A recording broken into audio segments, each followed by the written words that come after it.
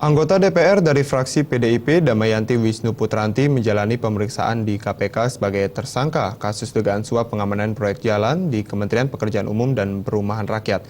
Pemeriksaan ini merupakan pemeriksaan perdana yang dijalani Damayanti pasca ditangkap dan ditetapkan sebagai tersangka dalam kasus ini. Anggota DPR dari fraksi PDIP Damayanti Wisnu Putranti tiba di gedung KPK sekitar pukul 10:30 waktu Indonesia Barat.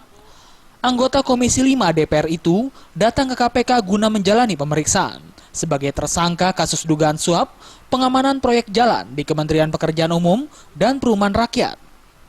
Pemeriksaan ini merupakan pemeriksaan perdana yang dijalani Damayanti pasca ditangkap dan ditetapkan sebagai tersangka dalam kasus ini. Saat tiba di gedung KPK, Damayanti tidak berkomentar banyak kepada awak media. Damayanti hanya mengatakan dirinya sehat dalam menjalani pemeriksaan ini. Jadi gimana Bu? Uangnya berapa Bu yang terima Bu? Selain Damayanti, penyidik KPK juga menjadwalkan pemeriksaan terhadap Julia Prasetyarini dan Desi A. Edwin. Julia dan Desi merupakan tersangka lainnya dalam kasus yang sama. Dua orang yang merupakan orang dekat Damayanti itu pun telah tiba di gedung KPK untuk menjalani pemeriksaan sejak pagi hari. Berbeda dengan Damayanti, dalam kasus ini Julia dan Desi diperiksa dalam kapasitas mereka sebagai saksi. Damayanti bersama 5 orang lainnya ditangkap oleh KPK pada Rabu tanggal 13 Januari lalu.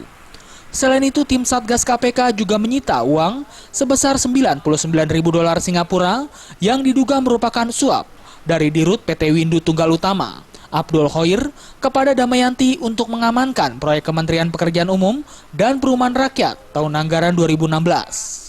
Dari Jakarta, Tata Permana.